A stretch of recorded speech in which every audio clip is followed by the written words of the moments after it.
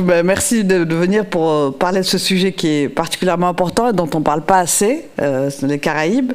Donc, le titre de cette conférence, c'est « Les Caraïbes face à ce nouveau contexte international ». Pour passer très rapidement, on va avoir une conférence qui va être essentiellement économique, mais évidemment le background est aussi politique. Donc je vais revenir très rapidement sur le retour de Donald Trump à la Maison Blanche. Ça a provoqué un tournant brutal en fait dans les relations des États-Unis avec la région. Washington a considérablement durci sa politique avec Cuba. Ne parlons même pas des attaques unilatérales sur les bateaux au mépris du droit international. Et puis évidemment la spectaculaire opération américaine menée à Caracas en janvier 2026, donc quand Nicolás Maduro a été capturé puis exfiltré vers les États-Unis. Donc on ne va pas parler de tout ça, surtout parce qu'on en a déjà parlé plusieurs fois ici même. On a consacré plusieurs séances à ce sujet. Donc l'idée maintenant, c'est vraiment tout en sachant qu'il y a ce contexte où Cuba traverse une crise économique, sociale très profonde, il y a un contexte international qui est marqué par une fragmentation croissante du commerce mondial, des tensions maritimes, des tensions sécuritaires, et c'est des économies, tout ça dans un contexte d'économie très vulnérable. Donc les Caraïbes, c'est des pays de petite taille pour leur majorité, et donc la grande question qu'on va se poser, c'est comment est-ce qu'on peut arriver à mettre en place un modèle de développement soutenable dans un monde qui est de plus en plus instable. Donc je vais juste rappeler très rapidement les vulnérabilités majeures de la région, une très forte dépendance au tourisme, une faible diversification économique, une dette élevée, une importante dépendance énergétique, des inégalités sociales importantes et une exposition extrême au changement climatique. À chaque fois qu'il y a une catastrophe climatique, ça entraîne la perte de plusieurs points de PIB dans des économies qui sont déjà très fragiles.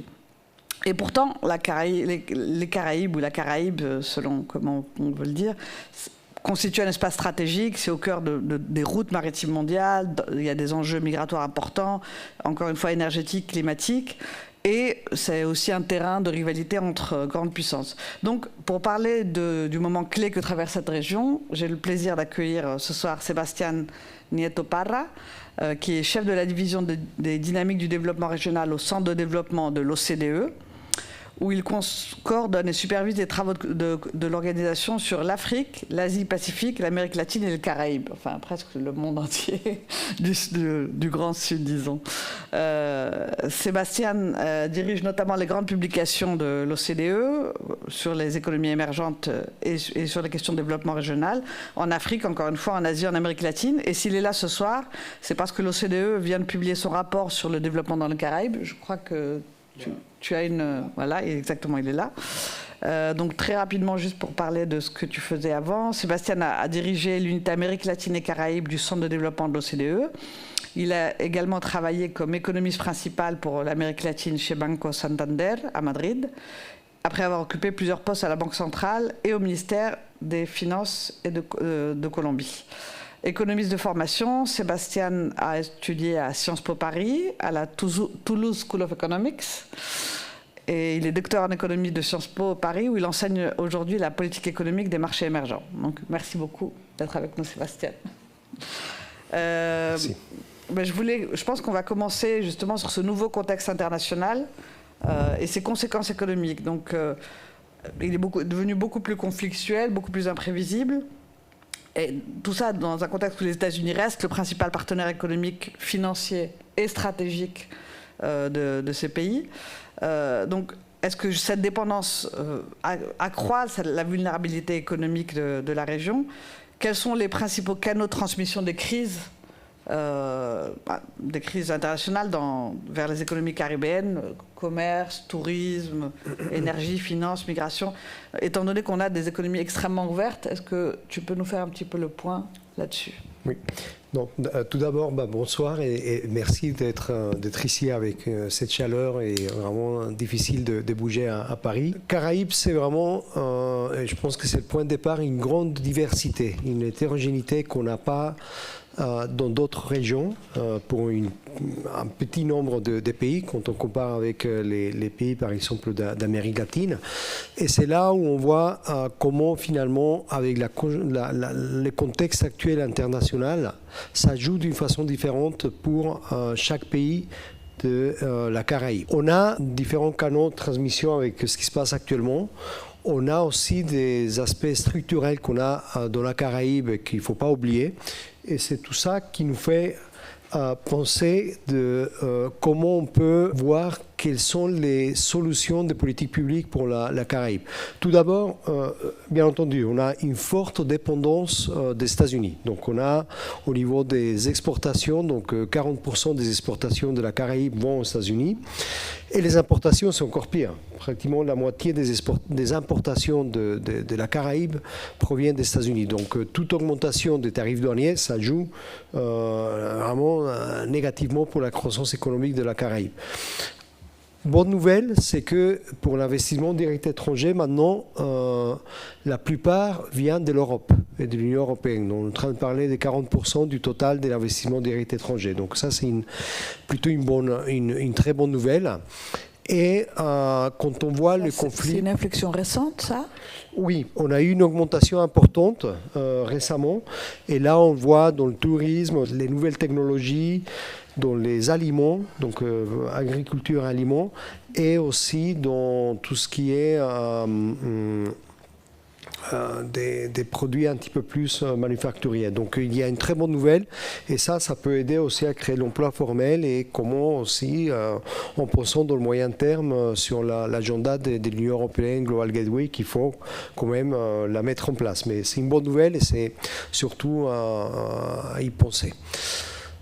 Maintenant, les canaux de transmission de ce qu'on a actuellement, donc on peut établir, et ça, on a une discussion importante au niveau du comité directeur du Centre de développement de l'OCDE, de voir comment ce qu'on a actuellement sur le conflit au Moyen-Orient affecte les régions d'Asie, Amérique latine et Caraïbes et Afrique. Et on voit tout d'abord l'augmentation du prix des matières premières. Et là, à nouveau, on voit une très grande hétérogénéité, donc très bonne nouvelle pour la Guyane et Trinidad et Tobago, qui sont des pays qui exportent du pétrole. Mauvaise nouvelle pour ce qui importe, c'est la plupart des pays de la Caraïbe. Et là, je pense directement à la République dominicaine, Jamaïque, qui sont vraiment très dépendants, et bien entendu le Cuba, qui souffre notamment aussi de ce qui se passe actuellement au Venezuela. On a un autre, sur les canaux de transmission, donc on a aussi tout ce qui est l'augmentation des prix. Donc par exemple les engrais, et ça c'est une très mauvaise nouvelle pour toute la Caraïbe. On a certes comment accompagner les populations les plus vulnérables, parce que finalement quand on voit l'augmentation des prix par le pétrole ou par l'énergie et les aliments, donc ça affecte surtout les populations les plus vulnérables. Et ça pour les cas de la Caraïbe c'est très important, parce qu'on a 60% des ménages, on a au moins un travailleur informel dans ces ménages. Donc bien entendu ils sont très vulnérables à toute augmentation des prix. Et on a des effets sur l'endettement. Parce que là, il ne faut pas oublier on est dans un contexte où qu'est-ce qui va se passer en termes de taux d'intérêt internationaux. Ouais. Donc voilà. Et je lisais le rapport et il insiste sur la difficulté qu'ont ces pays, même quand ils génèrent de la croissance, à transformer cette croissance en développement durable, en fait. Pourquoi ? Est-ce que le modèle économique ne fonctionne pas ? Est-ce que, par exemple, il y a une trop grande dépendance au tourisme ? Quelles sont les analyses de ce point de vue-là ? Alors, tout d'abord, à nouveau, c'est une grande hétérogénéité, mais il faut penser que la plupart des pays des Caraïbes, la population, c'est au-dessous des 200 000 personnes.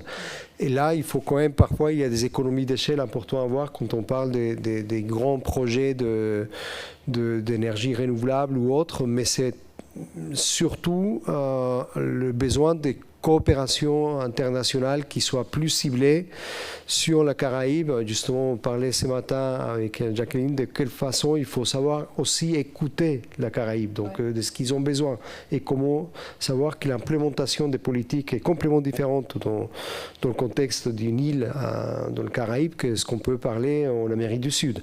Donc c'est là où il y a des choses encore à mettre en place sur cet agenda. Et bien entendu, ça demande des années d'investissement et de discussions pour les mettre en place.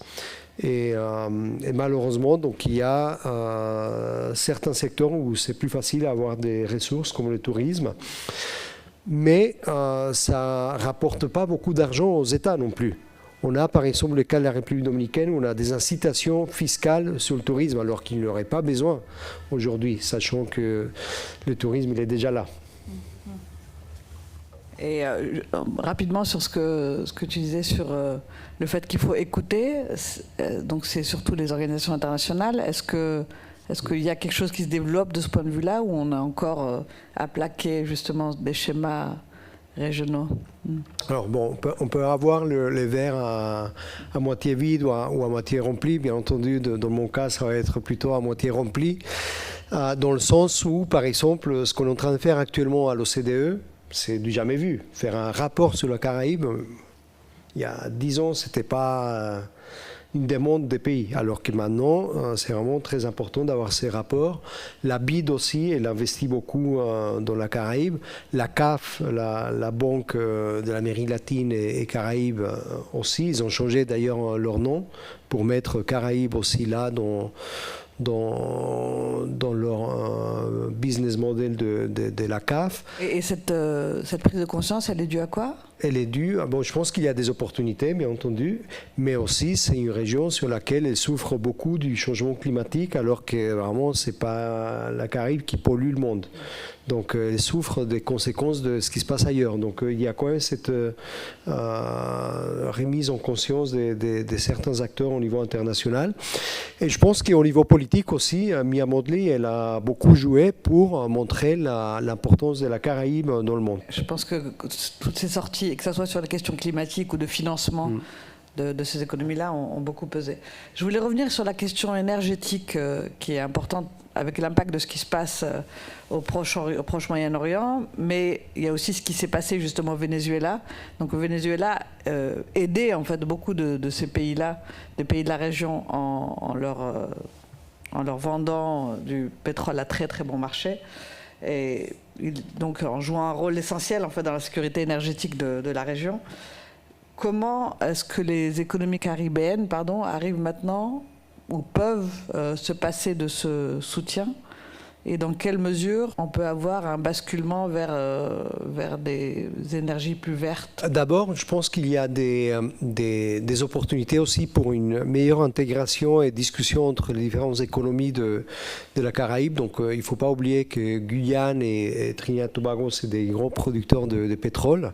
Guyane, actuellement, c'est l'économie avec les taux de croissance économique la plus élevée au monde. En train de parler 30% de croissance économique, du jamais vu. Pour combien d'habitants?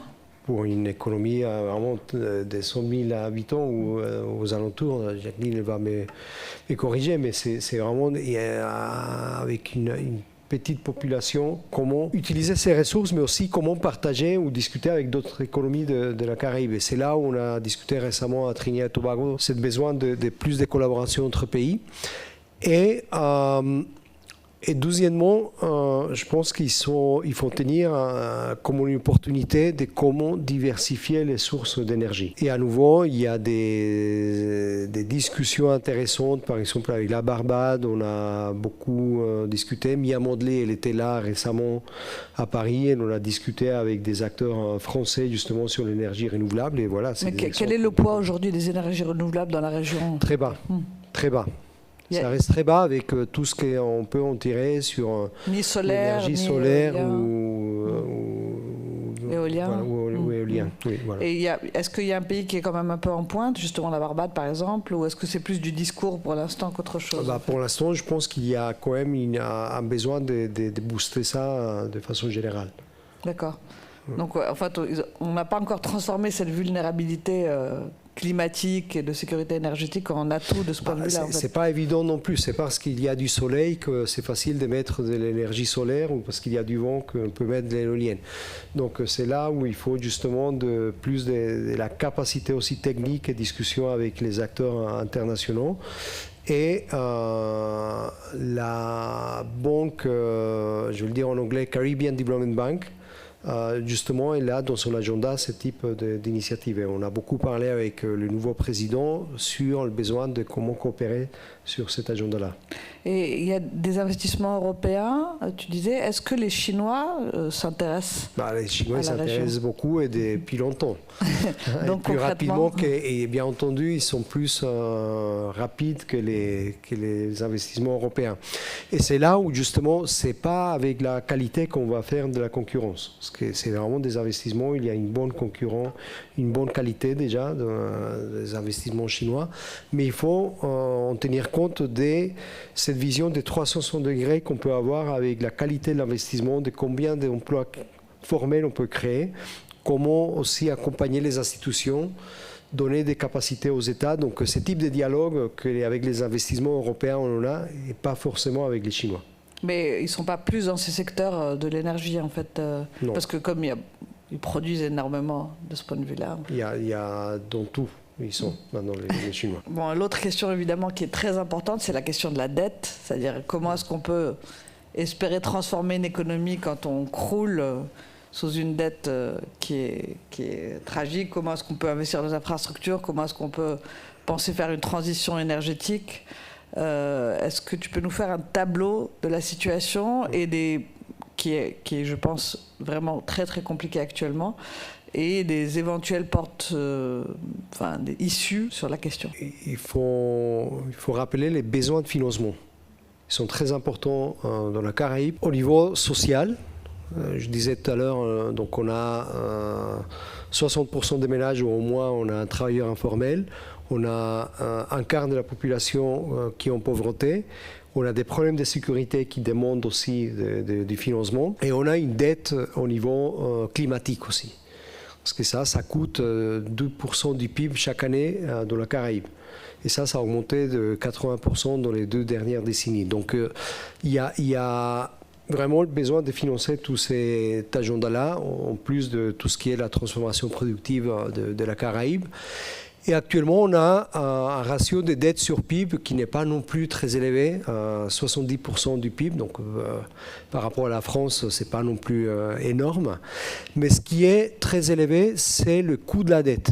Donc, la Caraïbe paye 13% de intérêt, ou le coût de la dette est de 13% par rapport aux revenus. C'est un risque pays très élevé en fait, considéré comme élevé. Considéré comme risque pays, mais après les défauts on ne les voit pas. Ouais. Et c'est privé, public, c'est quoi? C'est institution internationale ou c'est...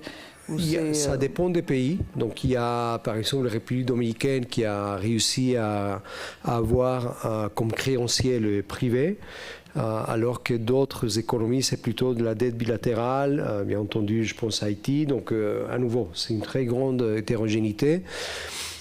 Et donc ces coûts de la dette de 13% par rapport aux revenus, c'est pratiquement 3 fois de ce que ça coûte pour les pays OCDE. Les pays OCDE, on est en train de parler de 4%.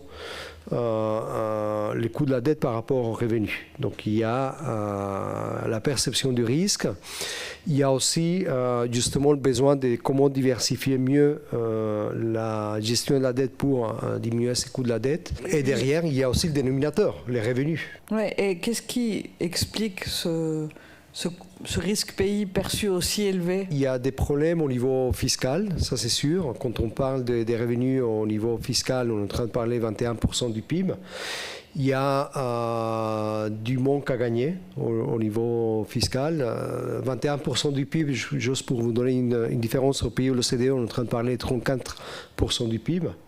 C'est-à-dire les recettes fiscales de l'État représentent 21% de la richesse produite par un pays chaque année, en fait. Oui. Tous les biens et services produits par un pays chaque année. En fait. Exactement. Et derrière ça, il y a certes des choses à faire au niveau de la progressivité des impôts, Il y a des choses à faire sur les incitations fiscales. Donc on a des incitations fiscales, je disais tout à l'heure, le cas de la République dominicaine sur le tourisme, que ça fait un trou pour les recettes de l'État. Oui, la question fiscale, effectivement, c'est aussi une question... Moi, je m'intéresse particulièrement aux questions fiscales, donc vous n'allez pas y échapper. En fait. Voilà, mais juste avant de rentrer sur la question fiscale, sur la dette, un aspect très important et des avancées qu'on a vues, c'est par exemple en Jamaïque. Jamaïque, c'est un pays qui a réussi à diminuer l'endettement public avec une bonne gestion de la dette, mais il faut savoir combien ça a coûté aussi socialement. Donc c'est là où on voit le... C'est-à-dire concrètement C'est-à-dire qu'il faut faire des économies pour payer les stocks de la dette, diminuer la dépendance qu'on a sur le marché financier en termes de dette, mais ça impacte bien entendu certaines dépenses. C'est-à-dire une politique d'austérité plutôt qu'une politique d'augmentation des recettes fiscales. Quoi, en fait. Oui. Alors qu'on a le cas de la Barbade où ils font plus des annonces plus graduellement sur cela. On a des innovations aussi financières liées au changement climatique, par exemple des obligations vertes et soutenables. Donc ça, c'est une bonne nouvelle. On a aussi des obligations plutôt liées aux catastrophes naturelles. Et la Jamaïque a été le premier pays au monde à utiliser cette option-là au moment de l'ouragan Melissa en 2025. Donc ça permet ce type des instruments financiers à comment gérer la dette d'une façon qui tienne compte du changement climatique. Est-ce que tu peux expliquer mieux ce que sont que les obligations bleues, les obligations vertes? Parce que c'est des termes techniques que je ne suis pas sûr que tout le monde suive. En fait. Il y a différents types d'obligations thématiques, on va dire, où un pays va émettre cette dette avec des critères sociaux ou des critères climatiques qui vont faire que finalement il y a un compromis sur comment on va, ou un engagement sur comment va jouer cela sur les dépenses publiques. C'est-à-dire concrètement, le taux d'intérêt sera plus bas si le pays s'engage à... Non. Donc, pas nécessairement. Ça peut être le même taux d'intérêt, mais on sait que l'argent va être dépensé sur le social ou sur le climatique. Après, on a d'autres obligations, c'est les Sustainable Linked Bonds. Donc, c'est des obligations liées à la soutenabilité. Ces obligations, par contre, les taux d'intérêt, si on fait un bon travail, on paye moins d'un taux d'intérêt. Et là, justement, c'est ce que nous on dit que c'est intéressant de développer davantage, mais pour cela, il faut avoir aussi des investisseurs. Et là, actuellement, c'est surtout des investisseurs européens, puisqu'aux États-Unis, ce n'est pas non plus le type d'obligations qui sont à la mode. Par exemple, si on arrive à baisser le taux d'informalité, ce genre d'éléments, en fait. Voilà, donc, et ça, finalement, c'est de l'argent bien investi, et donc les investisseurs sont prêts à recevoir moins d'argent, puisque ont répondu à l'engagement qui a été au départ. Oui. Est-ce que les administrations sont assez solides de l'autre côté, justement, pour pouvoir monter des programmes de ce type-là? Il faut de l'accompagnement. Et c'est un peu les cas un petit peu emblématiques. C'était le Debt for Natural Swap que la Barbade a fait. La BID était accompagnée la Barbade. The European Investment Bank, la Banque européenne d'investissement, aussi était là. Et ça a permis justement qu'il y ait l'accompagnement aussi technique sur ces obligations-là. La bonne nouvelle aussi, c'est qu'on a dans pratiquement tous les pays des taxonomies vertes pour émettre ce type d'obligations. Donc ça aussi, il faut expliquer. Donc derrière ça, il y a tout un manuel à tenir compte pour aller sur le marché. Donc ces manuels a été déjà publié par plusieurs pays. Donc il y a... Parce qu'en fait, l'enjeu, c'est que des gens pouvaient dire ah ben, ça, c'est une obligation bleue. Et en fait, ça n'en était pas, en fait. Donc, et c'est du grand banditisme. Voilà. Donc maintenant il y a une sorte de manuel pour tout le monde, on sait si vraiment ça respecte un certain nombre de critères ou non. En fait. Oui, et la bonne nouvelle, c'est que voilà, ils ont publié ces manuels-là dans la plupart des pays. Ça, c'est très récent, hein. C'est en 2025, on a eu un essor de ça. Pour pouvoir rembourser la dette, et en fait, c'est des débats qu'on a en Europe aussi, en France aussi. Il y a l'école de l'austérité, en fait, ou l'école d'augmenter les ressources fiscales. Et dans l'augmenter les ressources fiscales, comment est-ce qu'on fait? Est-ce qu'on le fait de façon progressive, c'est-à-dire de faire payer ceux qui peuvent le plus plutôt que ceux qui peuvent le moins, ou pas? Alors, la question fiscale est très importante dans la région parce que d'une part, une partie des pays, pendant très longtemps en tout cas, et jusqu'à un certain point toujours aujourd'hui, avait un modèle de développement qui dépendait du fait que c'était des paradis fiscaux. Donc ça, je voudrais ton opinion là-dessus. Et l'autre question, c'est qu'effectivement, ils ont une base fiscale qui est très faible, c'est-à-dire encore une fois, seulement 21% en moyenne. Et très souvent, ça dépend essentiellement d'impôt sur la consommation. Et l'impôt sur la consommation, c'est-à-dire la TVA, en gros, chez nous, c'est le plus injuste de tous. C'est-à-dire la bouteille de lait, quand vous êtes très pauvre, l'impôt dessus, il pèse beaucoup sur vous. Alors que si vous êtes très riche, évidemment, c'est inexistant, en fait. Et surtout, les dépenses de consommation pèsent beaucoup si vous êtes pauvre. C'est-à-dire que vous dépensez tout dans votre consommation. Alors que si vous êtes riche, vous dépensez pratiquement rien dans votre consommation. Donc c'est le système le plus régressif. Donc je voulais savoir où est-ce qu'on en était de ce point de vue-là. Et je voudrais rappeler pour terminer qu'il y a une organisation dans la région qui s'appelle PTLAC, qui permet à tous les pays, pas tous les pays, mais une grande partie des pays de la région de travailler à une harmonisation sur les questions fiscales. Le Brésil était président temporaire jusqu'à maintenant et la présidence vient de passer à la République dominicaine. Donc je voulais savoir quel serait l'agenda de ce point de vue-là. Oui, donc sur les questions fiscales, et là il y a plusieurs sujets très importants. Donc point de départ, il y a besoin d'augmenter les revenus au niveau fiscal pour certains pays. Il y a eu l'engagement de Séville, je ne sais pas si vous le connaissez, donc c'est à partir de la conférence des Nations Unies sur le financement soutenable qui a eu lieu à Séville l'année dernière, où dans le document, dans l'engagement de Séville, ou Compromiso de Sevilla, il y a un message clé sur comment il faut soutenir les pays qui ont des revenus au-dessous de 15%. Et là, c'est le cas dans certains pays de la Caraïbe, c'est le cas de la République dominicaine, c'est le cas de la Guyane, même si ils ont un taux de croissance aussi élevé, donc ça, on ne voit pas qu'ils augmentent aussi les revenus à la même vitesse. Donc, il faut savoir de quelle façon il faut augmenter les revenus dans ces économies. Deuxièmement, on a aussi des paradis fiscaux. Et là, la bonne nouvelle, ce qu'on a vu à l'OCDE, c'est que les dialogues qu'on a eus avec ces pays, ils sont engagés à avoir un plan de comment, sur 2-3 ans, ils vont commencer à augmenter les impôts ou créer des impôts qui n'existaient pas avant pour certaines entreprises. Donc là, c'est plutôt une bonne nouvelle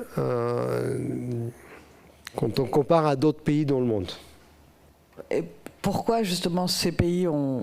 Parce qu'ils voient comment il faut penser avec des alliances où moi, je suis prêt à faire des avancées sur la matière fiscale, mais on souffre sur le changement climatique, donc quel type de coopération il nous faut. Donc c'est gagnant-gagnant.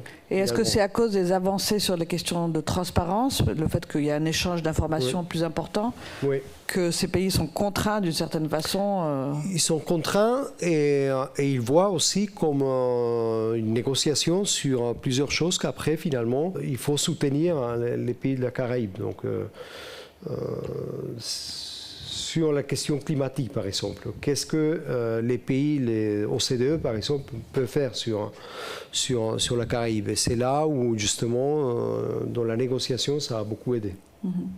Et du coup, sur la question de la progressivité de l'impôt, l'impôt. Voilà, et sur la progressivité de l'impôt, quand on voit la distribution, c'est une chose sur laquelle on fait à l'OCDE, on a 140 pays où on compare non seulement les niveaux des impôts, mais comment on peut améliorer la structure des impôts. Et tu disais très bien, donc il y a une forte dépendance des impôts indirects, donc à la consommation, qui ne sont pas les plus progressifs. Donc là, on voit des opportunités pour remonter la progressivité des impôts sur les personnes, sur les travailleurs, mais aussi sur les entreprises. Et là, justement, c'est là un des sujets où on accompagne beaucoup les pays de la Caraïbe aussi sur comment améliorer la structure des impôts. Mais est-ce qu'il y a des réformes ou des choses concrètes Non. Non, il y a la République dominicaine, on a un pacte fiscal depuis des années qu'on en parle et ce n'est pas évident. Et là, je pense qu'il y a la question du lobby, l'économie politique de la réforme fiscale, ça ne joue pas. Tu parlais de la PTLAC, ça c'est très important, donc c'est vraiment une alliance de finalement comment avancer sur les réformes fiscales. J'étais au Chili quelques semaines pour notre lancement du rapport sur les impôts. Il y avait la réunion de PTLAC et on voit le Brésil vraiment très engagé. On va voir ce qui va se passer avec la République dominicaine et surtout certains pays n'étaient pas là, qui étaient au départ de la PTLAC. Et de la Caraïbe non plus n'était pas trop présent. Donc l'Argentine n'était pas là. L'Argentine n'était pas là, la Colombie n'était pas là. Ouais. L'agenda de la République dominicaine n'est pas encore très clair là-dessus.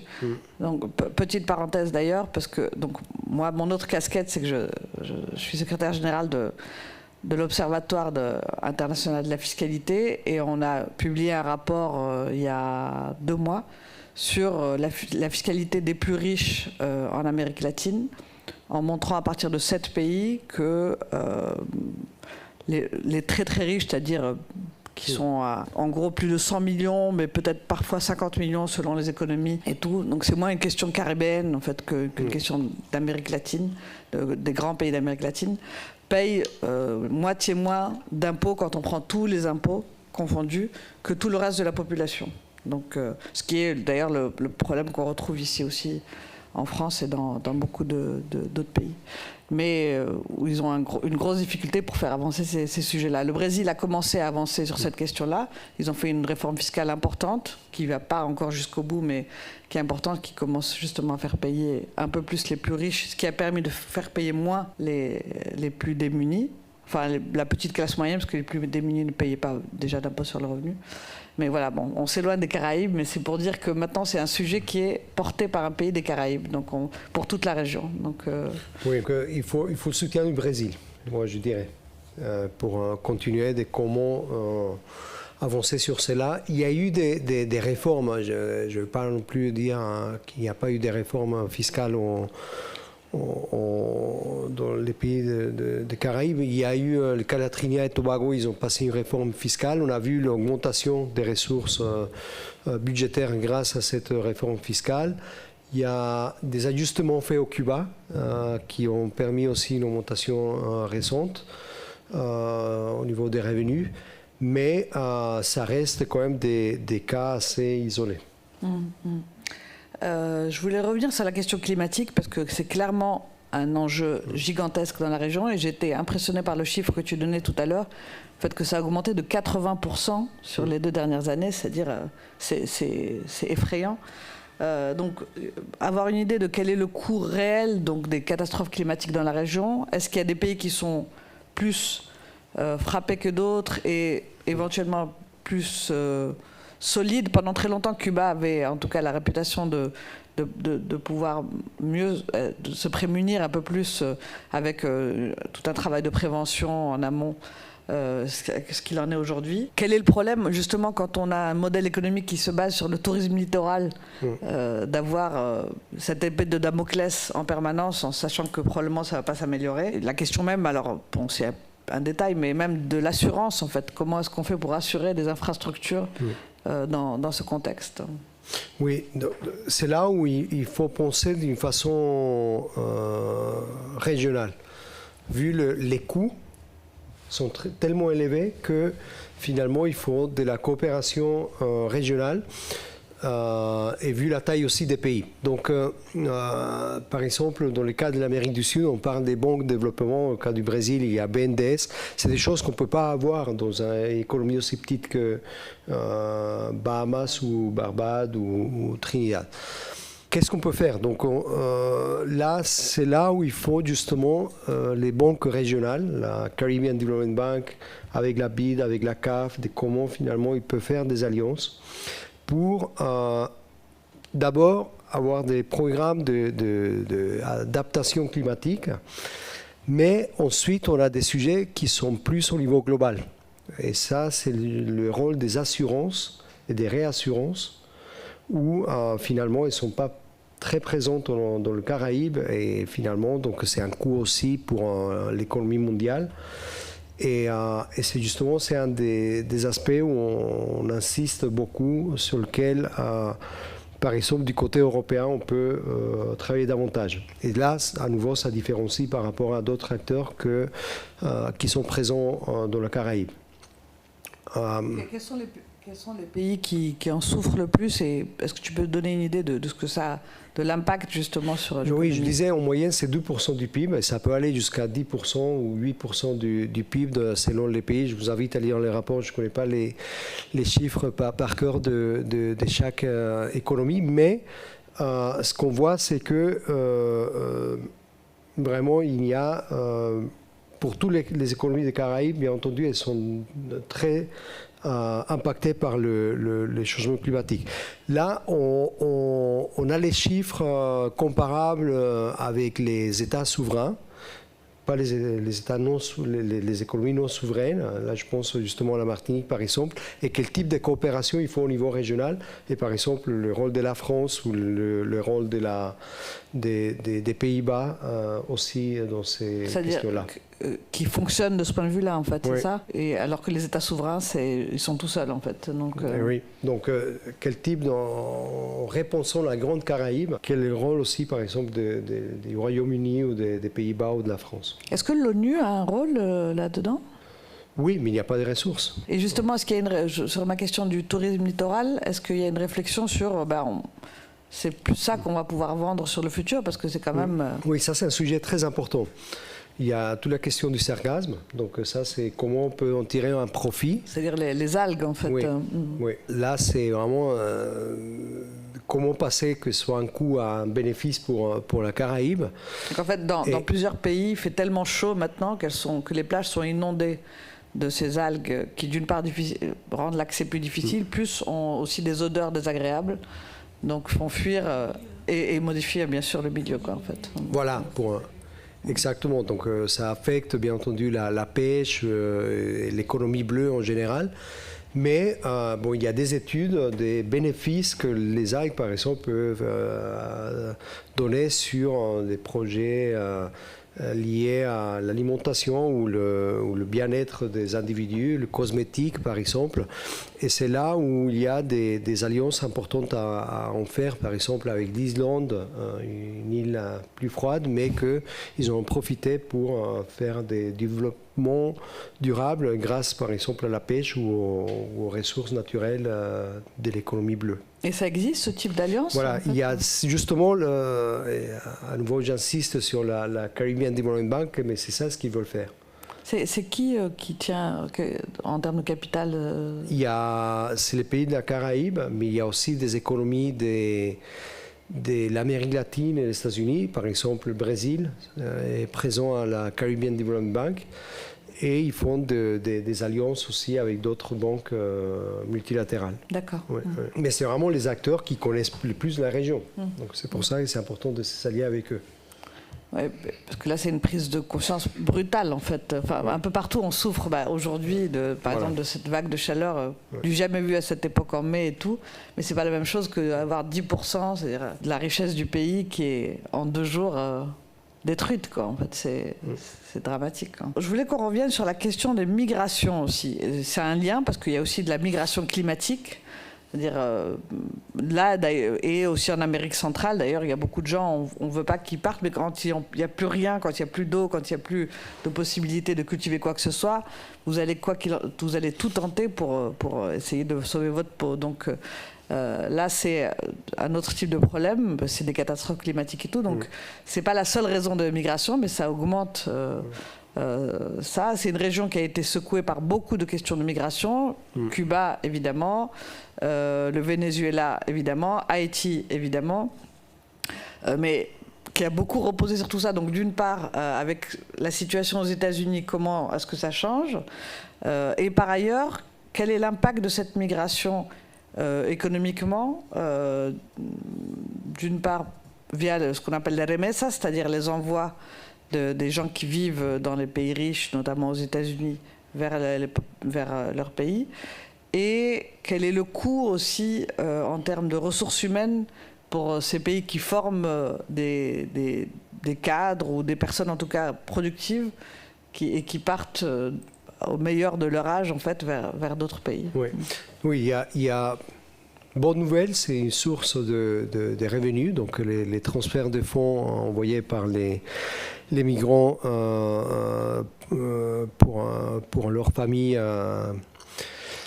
Et ça, c'est des ressources très importantes pour tous les pays de la Caraïbe. Ça, c'est la bonne nouvelle. La mauvaise nouvelle, c'est la plupart, c'est la fuite de cerveau. Donc, si on veut penser sur la transformation productive, il faut avoir du capital humain et il y en manque. Là, on parlait avec les gouvernements du Suriname, par exemple, qui souffrent sur le besoin du capital humain et comment une grande population...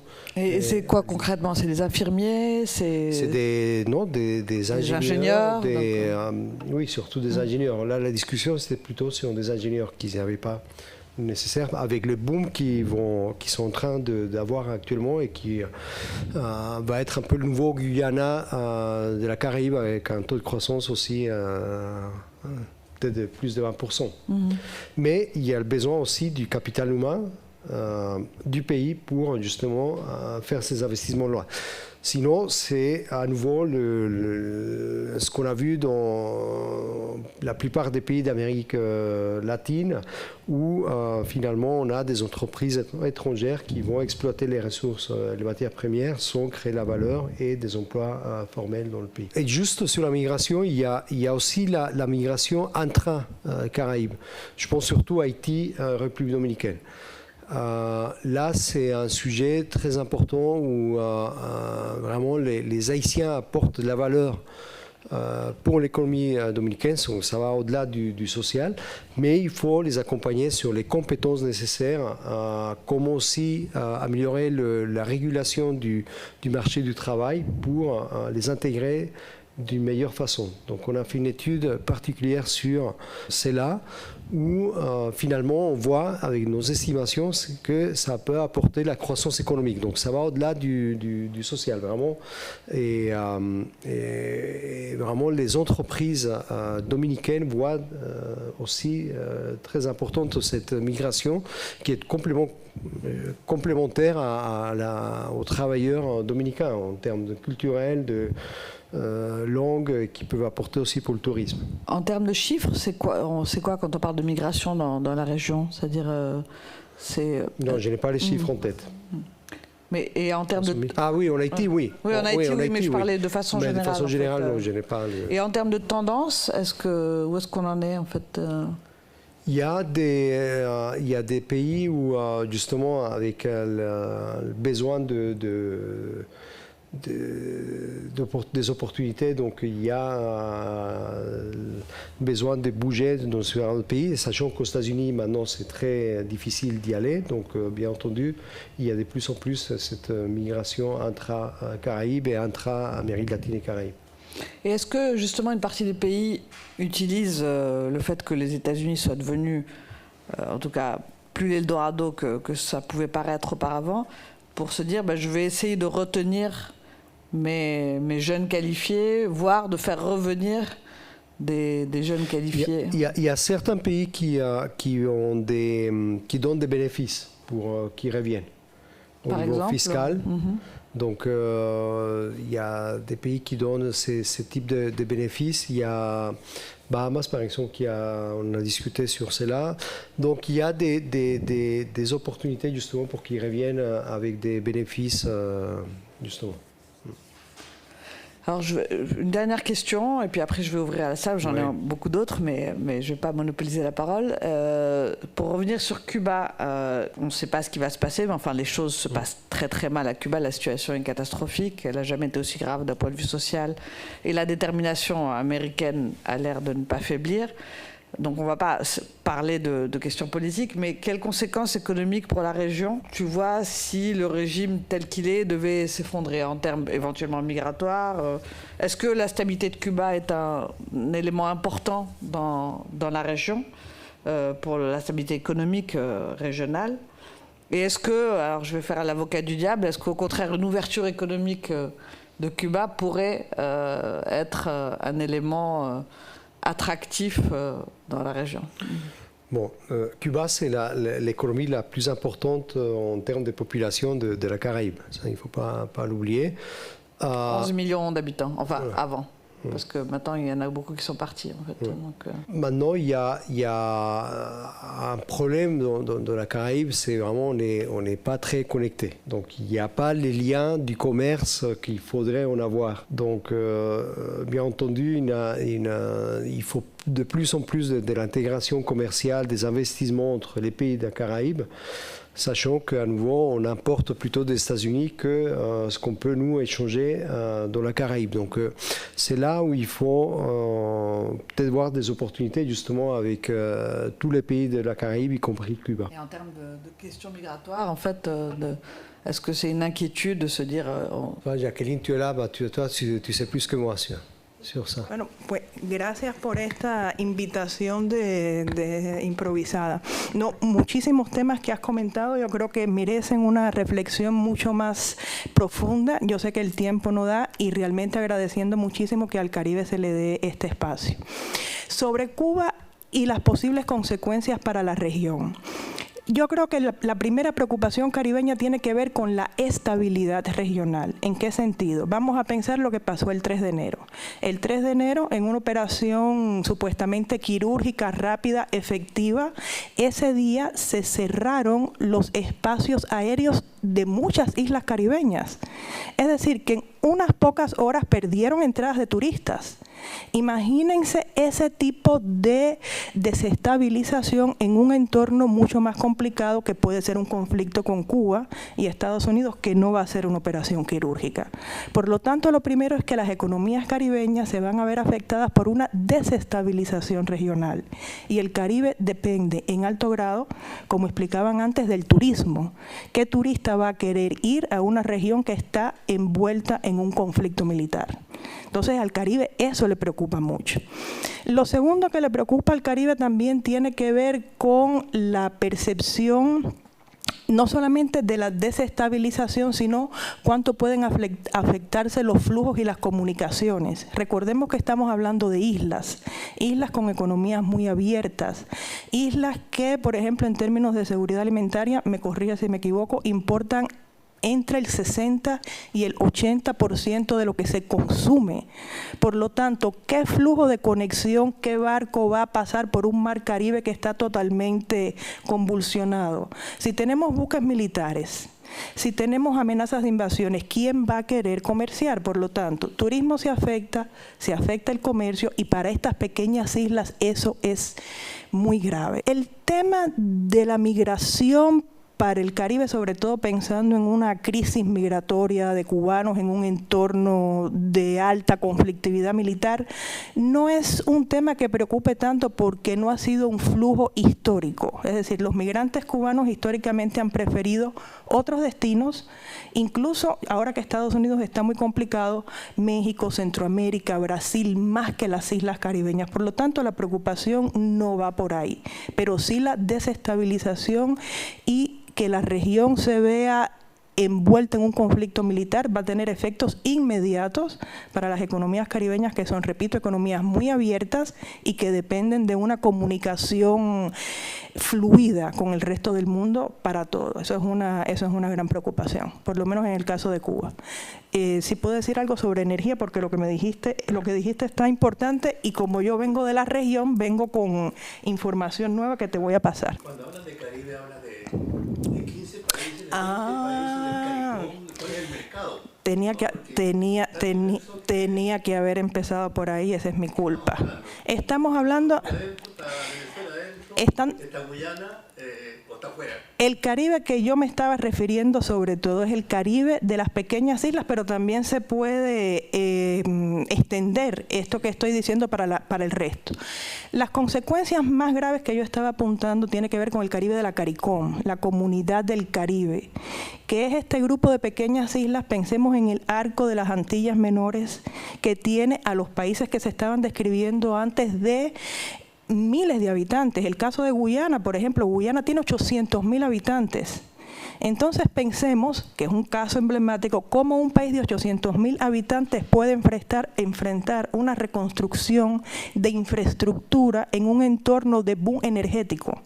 Y eso crea estrés en todos los sentidos, el estrés de los recursos profesionales que no tiene.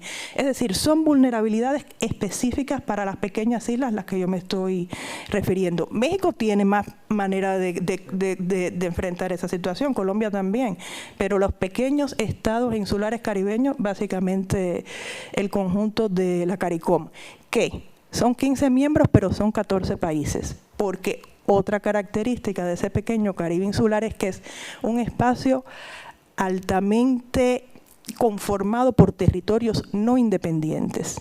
En el Caribe hoy existe, Francia está en el Caribe, el Reino Unido está en el Caribe, los Países Bajos están en el Caribe, Estados Unidos está en el Caribe porque está Puerto Rico, pero también están las Islas Vírgenes de Estados Unidos.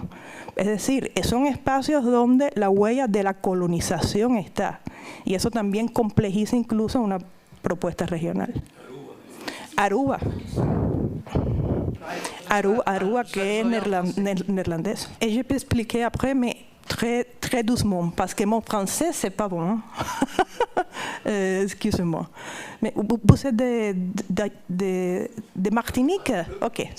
Martinique va entrer à la CARICOM. Oui, c'est une discussion, hein? Mais c'est important, c'est important. Y lo otro sobre energía, que es información que te tengo de, no voy a decir chisme, pero sí de que se está comentando. Es que, como estabas comentando, tenemos a Guyana que está emergiendo. Déjame solo que resume en 2 segundos lo que dijiste antes en francés.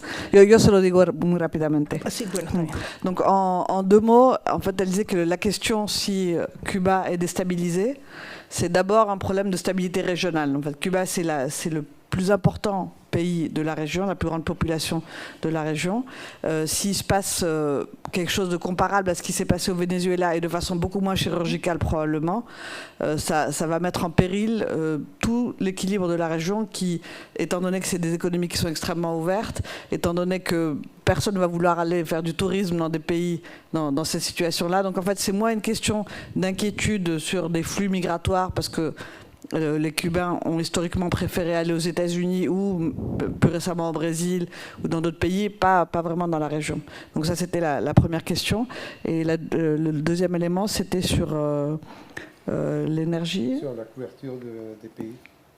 Oui, c'était en fait, elle demandait si, quand on parle des Caraïbes, est-ce qu'on parle au sens large, c'est-à-dire où on pourrait intégrer la Colombie, le Venezuela, mais en fait là on parle plus spécifiquement des États insulaires qui ont des toutes petites populations et sur lesquels pèsent beaucoup plus tous ces problèmes-là. Et ensuite elle a terminé sur le fait que c'est une région d'autant plus complexe que beaucoup des pays n'ont pas de vraie souveraineté, c'est-à-dire c'est une région dans laquelle il y a un élément colonial important. Donc la France est dans la région, les Pays-Bas, le Royaume-Uni et les États-Unis sont représentés dans la région, pas avec des restes coloniaux en fait.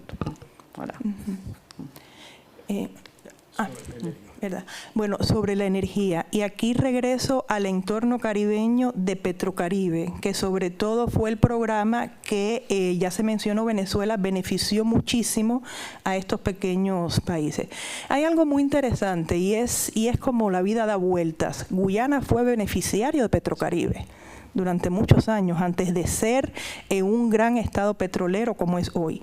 Y en aquellos tiempos, para todas estas pequeñas economías, en un entorno de precios del petróleo muy alto, Petrocaribe fue una tabla de salvación innegable. Eso todos lo reconocen, y hasta hace relativamente poco tiempo se estaba hablando de tratar de recuperar Petrocaribe. Bien, ya sabemos que hoy eso no es posible. El entorno geopolítico cambió y Petrocaribe evidentemente no está dentro del futuro posible de la región.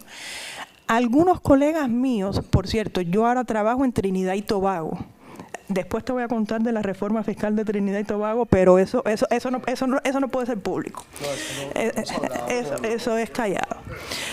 El tema es que ahora se está identificando en el Caribe que tenemos esta opción con Guyana, que emerge como un fuerte productor de petróleo. Trinidad y Tobago, que viene más rezagado, pero todavía tiene importantes recursos, sobre todo de gas, y la gran posibilidad de Surinam. Y hay colegas que están hablando de por qué no crear un Petrocaricom. Es decir, tener la posibilidad de la Comunidad del Caribe que se articule y gestione estos recursos petroleros de manera que puedan ayudar a las islas más pequeñas que sí no tienen estos recursos. Petrocaricom sería entonces la idea de que esta organización regional, la CARICOM, se comprometa en una agenda de cooperación para lograr que las islas que no tienen capacidad de comprar petróleo a los precios altos puedan tener acceso a ello. Esto tiene muchos problemas. Digo, esto es una idea que está emergiendo. Problema número uno es que hace falta el compromiso real de Guyana en esa agenda. ¿Está Guyana dispuesta a hacer eso? Porque eso tiene beneficios, pero tiene costos. ¿Cuáles son las alianzas políticas de Guyana en este momento? ¿Guyana prefiere su compromiso bilateral con actores externos o Guyana prefiere comprometerse en el futuro regional del Caribe? Eso por una parte. Otro elemento que está aquí también poniendo un punto de interrogación es que ¿qué tipo de proyecto energético va a abrazar Petrocaricom? ¿Regresar entonces a la dependencia de los combustibles fósiles? ¿O acaso Petrocaricom podría tener una intención de, con los recursos fósiles que se generen, avanzar realmente en la transición energética? Es decir, ¿qué agenda de energía? ¿Quién lo financia? ¿Cuáles son los compromisos? Y eso es la discusión, es parte de la discusión que hay ahora. Los recursos teóricamente están, pero existe una visión, existe una agenda, existe un compromiso, algo que pueda sustituir a lo que fue Petrocaribe, porque lo cierto es que la desigualdad en la distribución de los recursos energéticos hoy en el Caribe afecta mucho a las pequeñas islas que todavía no han avanzado en una transición energética y todavía necesitan importar petróleo a precios altos. Y lo último que déjame resumir en 2 segundos lo que dijiste. Elle a voulu rebondir sur l'histoire de Petrocaribe. Donc pendant très longtemps, beaucoup de pays de la région ont dépendu de l'aide du Venezuela, y compris la Guyane, qui n'avait pas cet accès au pétrole, et ça a été vital à un moment où les cours de pétrole étaient très élevés. Donc on a même espéré que ça allait revenir. Maintenant on sait que dans ce nouveau contexte géopolitique, ça ne se fera pas. Il n'y aura pas de Petrocaribe, en tout cas financé par le Venezuela. Donc maintenant, il y a l'idée qui pourrait émerger d'un Petrocaricom, c'est-à-dire l'équivalent, mais qui serait soutenu par la Guyane essentiellement, Trinidad en fait en second lieu.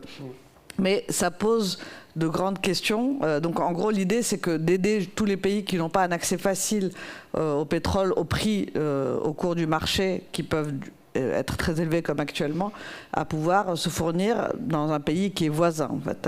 Donc ça pose d'abord une question politique, à savoir on n'est pas sûr du tout que la Guyane veuille de cela, parce que ça a un avantage régional, mais ça a un coût. Ça implique aussi peut-être de ne pas être avec d'autres grands voisins avec qui on voudrait être. Et il y a aussi une question de savoir, est-ce que si ça se faisait, est-ce qu'on pourrait faire quelque chose d'un peu plus ambitieux, qui ne soit pas seulement de dépendre de ressources fossiles, mais de profiter de cet argent de ressources fossiles qui sera généré par les ressources fossiles pour véritablement financer une transition énergétique, sachant que beaucoup de petits pays dans la région n'ont rien fait parce que n'ont aucune capacité de financement. Donc les fonds existent, la possibilité existe, la production locale existe. La question est essentiellement géopolitique et de volonté politique. Sí. Y lo último es que retomando la idea de la transición energética, desde hace, yo creo que fue 2000, en los 2010, en esa década, CARICOM sacó su plan de transformación energética, de la transición energética.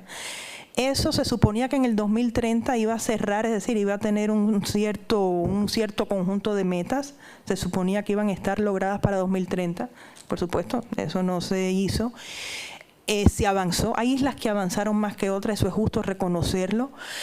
Pero lo cierto es que la emergencia de Guyana y Surinam vuelve a poner en tela de examen hasta qué punto conviene la transición energética, porque es muy difícil pedirle a un país pobre como Guyana que no utilice los recursos energéticos que acaba de descubrir para su propia transformación. Entonces, esas son discusiones reales que existen y que hay que ver cómo se maneja eso regionalmente. Pero definitivamente el tema de la energía es de los temas más grandes de discusión que hay en el Caribe, sobre todo por la disparidad. Hay países con una profunda inseguridad energética y hay países que están sentados sobre una mina de oro. Y eso crea tensiones.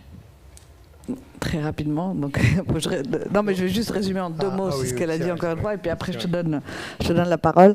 La question en fait c'est que on pensait que les pays avanceraient et globalement rien n'a été fait en termes de transition énergétique, ou pratiquement rien, et c'est très dur de demander à des pays pauvres, mais qui découvrent avoir des ressources fossiles comme le Suriname, de leur dire, à cause de la transition énergétique, tu ne peux pas avoir recours à tes ressources, alors que ça serait très rapidement des flux financiers importants. Et ce qui est très injuste en fait dans la région, c'est qu'il y a des pays qui sont littéralement assis sur beaucoup de ressources fossiles et qui ont des vraies capacités à se financer, et d'autres qui n'ont rien, et ça alimente beaucoup de tensions par rapport à ces injustices dans la région. Très rapidement, parce que ça c'est une question très intéressante. Finalement, quand on voit la Caraïbe, là on le disait au début, c'est pas la région qui fait le plus de pollution dans le monde. C'est pas avec l'énergie renouvelable que ça va diminuer finalement les émissions de CO2, parce qu'il n'y en a pas vraiment énormément, même si on contrôle, même si on tient compte de la population, même si on tient compte de ce qu'on produit. Et justement, pour le cas de la Guyane, ça c'est une discussion très intéressante. Je vous invite il y a une interview une fois avec un journaliste de la BBC au chef du gouvernement de Guyane, où il a répondu vraiment d'une façon très ferme, et il était fâché à la fin, le chef du gouvernement de Guyane, sur la question de comment aller sur la transition énergétique. Et justement, c'était j'en ai un besoin social d'abord. Et comment finalement notre priorité est différente, et penser plutôt de votre côté à faire des efforts plutôt à réduire les émissions de CO2 au monde. Et c'était un peu ça la discussion. Donc je vous invite a rebondir sur ça. El tema de Haití es un tema complicado en el Caribe, sobre todo porque Haití es miembro pleno de la CARICOM. Entonces se supone que la CARICOM tenga una responsabilidad directa en tratar de involucrarse más en lo que ocurre en el Caribe y cómo solucionar el tema de la inseguridad. Yo debo reconocer que en relación con años anteriores la CARICOM ha sido más visible en tratar de involucrarse más en lo que ocurre en Haití, a diferencia de años anteriores en que estábamos acostumbrados a ver al core group, que era básicamente el que manejaba lo que pasaba ahí. En esta ocasión, CARICOM ha tratado de involucrarse desde la creación de un grupo de asesores, tratando de dar seguimiento a la conformación de una agenda para que se realicen elecciones, pero eso ha quedado sobre todo, creo yo, en lo declarativo y en pasos muy poco firmes para lograr una real transformación en Haití. Yo creo que CARICOM tiene serios problemas para enfrentar lo que ocurre en Haití por varias razones. La primera, recursos. ¿qué recursos cuenta CARICOM para tratar de conformar una agenda de transformación, que es lo que necesita Haití? Porque Haití no necesita más intervención militar y los haitianos no quieren más intervención militar. Y los haitianos estarían, yo creo que, muy dispuestos a recibir una intervención humanitaria de sus hermanos caribeños. Eso yo creo que sería una solución que desde Haití sería bien recibida por la sociedad civil. Pero ¿quién hace eso? ¿Dónde están los recursos? Eso es lo otro. Y lo tercero, la situación que se ha descrito de Haití, República Dominicana y la migración y las tensiones no es único de República Dominicana. En el resto del Caribe ha existido históricamente resistencia a la presencia de migrantes haitianos y se les ha menospreciado bastante por venir de un país pobre. Algo similar a lo que pasaba con los guyaneses, que era la economía más pobre hasta hace 5 años. Y esos factores que parecen que no son económicamente importantes hoy pueden tener una gran presión, porque yo creo que parte de la resistencia de Guyana de tomar un liderazgo económico en la región tiene que ver hasta ciertos puntos con una especie de resentimiento de ahora sí y antes no. Pero esos son temas de otro asunto. Pero con relación a Haití, definitivamente la CARICOM debería involucrarse. No lo hace. Yo creo sobre todo porque no tienen ni los recursos financieros, ni la capacidad, ni la voluntad. Y eso hace que el escenario sea muy complicado. Y es lamentable porque le toca, yo creo que le toca. Très rapidement, la CARICOM devrait avoir un rôle beaucoup plus important en ce qui concerne Haïti. Elle ne le fait pas essentiellement pour des raisons de ressources économiques, mais aussi d'absence de volonté politique. Et il faut rappeler aussi que les migrants haïtiens sont parfois mal reçus en République dominicaine, mais pas seulement. Ils le sont aussi dans d'autres pays de la région. Il n'y a pas très longtemps encore, c'était les Guyanais qui étaient maltraités parce qu'ils venaient du pays le plus pauvre. Et là, ça fait depuis 5 ans, ils ont changé de situation. Et c'est peut-être aussi une des raisons qui explique pourquoi la Guyane ne veut pas avoir ce rôle de leader économique dans la région, parce que c'est un petit peu, après avoir été maltraité pendant très longtemps, pourquoi est-ce que maintenant on se retourne vers nous? Oui, une question spécifique sur Petrocaribe. Et après le Petrocaribe, la situation dont on a parlé, après le kidnapping de l'enlèvement de Maduro en janvier, dans toutes les enquêtes d'opinion qui ont été faites, c'était un peu étonnant pour moi, et je me pose la question pourquoi. En fait, un peu partout dans la région, il n'y avait pas trop de sympathie, c'était un peu partagé l'opinion sur l'enlèvement. Et dans les Caraïbes, c'était 80% de soutien, d'après les sondages, pour ça qu'on prend les sondages, mais il y avait une majorité de soutien à l'opération militaire. Aussi dans tous les pays qui avaient bien profité du pétrole à l'époque de Petrocaribe. Donc, je voulais... Hay una razón. La razón... C'est le même sujet? Dans le même sens. Ok. Bueno, juste pour qu'on coupe parce qu'on n'a plus beaucoup de temps. Dans le même sens, en considérant la politique de Don Corleone, quelle est la situation des investissements chinois dans la région? Jacqueline pour la première question et Sébastien pour la deuxième. Si tú quieres, yo hablo más de los chinos y tú hablas sobre la primera pregunta, yo creo que hay un gran componente de la migración venezolana que ha ido a muchas de estas pequeñas islas, sobre todo en el caso de Trinidad y Tobago. Una vez más, a ver, aquí muy pocas cosas son nuevas. Lo que vemos son nuevas tendencias, nuevos flujos, nuevos matices. Los flujos migratorios entre Trinidad y Tobago y Venezuela han existido desde hace años. Están ahí mismo, es decir, desde Trinidad tú te paras y ves Venezuela. Es decir, la familia. Lo que sí ha ocurrido es que en los últimos años, con la crisis venezolana, muchos venezolanos y familias trinitario-venezolanas se regresan a Trinidad. Y en Trinidad, y por extensión irradiando un poco al resto del Caribe, existe una posición muy crítica, sobre todo al gobierno de Maduro. Y eso ha hecho que la opinión pública también haya sido muy conducida en términos de un apoyo a esta operación militar. Lo segundo, hay la percepción, o existió la percepción, no sé por qué, pero percepciones son percepciones, de que llegando o quitando a Maduro, al otro día Venezuela era el paraíso floreciente económico, y eso no es verdad. Pero las personas en el Caribe pensaron, esto implica que la migración venezolana va a parar. Entonces esa percepción en el Caribe tiene mucho que ver con el componente migratorio, sobre todo venezolanos yendo a Trinidad, a Guyana también, y cómo esto por supuesto, permeado la opinión de la gente allí. Los chinos en el Caribe. Es muy interesante, y por eso yo agradezco mucho este tipo de trabajo, porque el Caribe y América Latina no es lo mismo. La presencia china en el Caribe es más reducida que en América Latina, por muchas razones, tanto de una parte como de otra.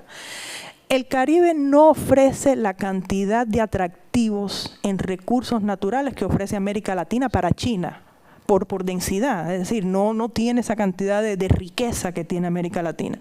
Por lo tanto, los chinos priorizan inversiones en aquellos países donde hay más recursos de los cuales ellos realmente puedan beneficiarse. Y lo segundo, también importante en el Caribe es denominada la tercera frontera de los Estados Unidos. No es lo mismo para China tener muchas inversiones en Sudamérica que tenerlas en Bahamas o en Panamá, como ya lo estamos viendo, o en Dominica. Es decir, eso Estados Unidos lo percibe inmediatamente como una amenaza a su hegemonía en el hemisferio, sobre todo estando tan cerca. Otro elemento que yo también creo que es importante. Las inversiones que China hizo en el pasado en el Caribe fueron muy importantes en infraestructura, pero también fueron muy criticadas por muchas razones. La calidad de los proyectos muchas veces no fue la mejor, y eso, por supuesto, los gobiernos caribeños tomaron nota de eso. Se resintió mucho que no hubo transferencia de tecnología, se resintió mucho que se llevó mano de obra china y no se utilizó esa oportunidad para contratar a locales. Yo no digo que eso sea responsabilidad solamente de China, yo creo que los gobiernos caribeños tuvieron que tener más agencia y exigir ciertos elementos en los contratos con esa relación con China, pero eso no ocurrió. Por lo tanto, también hay un elemento de percepción no necesariamente positiva de esa presencia china. Y otro elemento es que la economía china se está desacelerando y tiene sus propias necesidades, y China, a la hora de escoger dónde priorizo, América Latina o el Caribe, por todas estas razones voy a priorizar América Latina, y de hecho voy a dejar el Caribe descansar, pues como diríamos en español, la cosa en el Caribe está caliente. De hecho, ¿quién ha escuchado a China pronunciarse con relación a lo que ocurre con Cuba? Tengo que recordarme de todo lo que dijiste. Bon,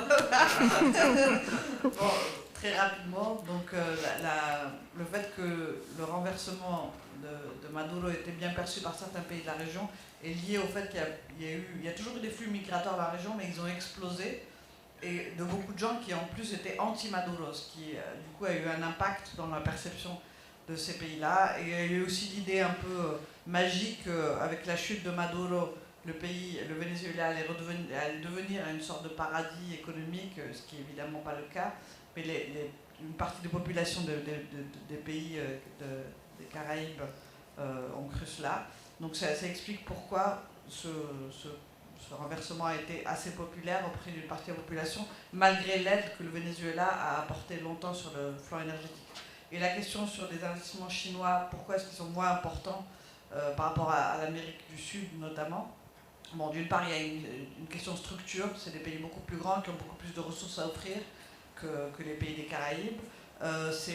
Les Caraïbes sont très proches des États-Unis, donc en termes de perception, c'est pas du tout pareil d'investir dans des pays qui sont aussi proches des États-Unis que d'investir loin des États-Unis. Donc Washington est beaucoup plus mécontent en fait quand on s'approche de Panama ou de République dominicaine que quand on fait quelque chose en Argentine.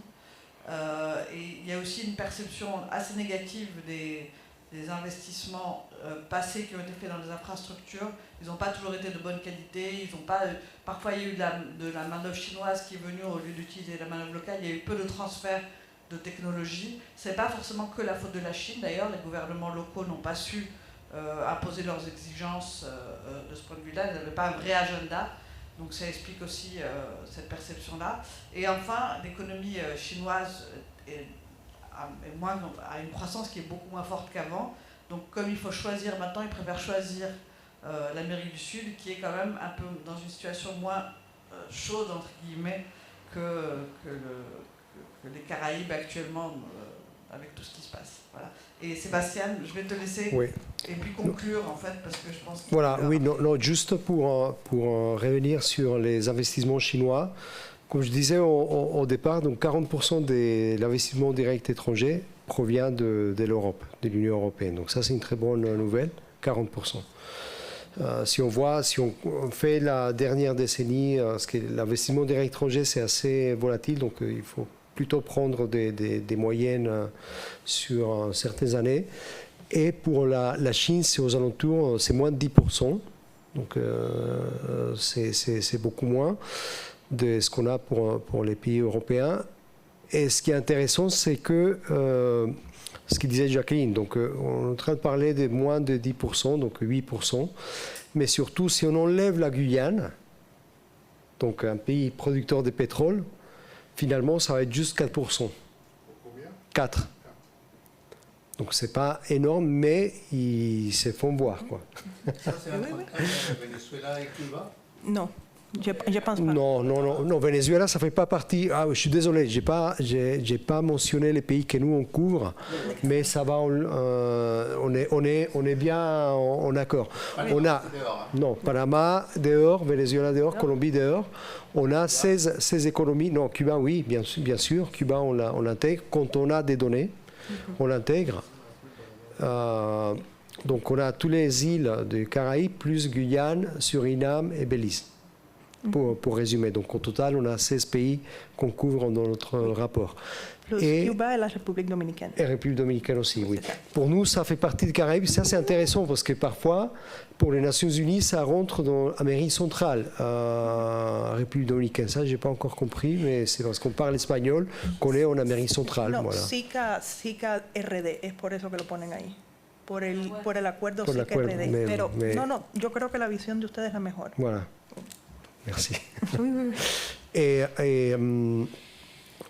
j'ai oublié ce que je voulais dire. Mais bon, en tout cas, c'est clair que les Chinois, ils se font voir, même si c'est très petit, parce qu'ils ne vont pas créer des emplois, parce qu'ils font des choses que, bon, si on compare avec les investissements européens, ce n'est pas de la même façon en termes de créer des capacités, des transferts de technologie que ça peut donner dans le cas européen. On mettra le lien du rapport de l'OCDE sur les dynamiques de développement des Caraïbes dans la description de la vidéo YouTube. Il est en anglais et en espagnol. Voilà. Voilà. Et merci beaucoup. Et le 18 juin, ça sera la dernière tribune de l'année avant les vacances, qui sera dédiée à la Colombie, puisqu'on a l'élection ce dimanche. Donc on pourra en parler et déchiffrer ce qui s'est passé. Donc revenez et on sera ravis de vous retrouver avec mes camarades. Merci beaucoup de votre présence ce soir et merci à vous. Gracias, Jacqueline.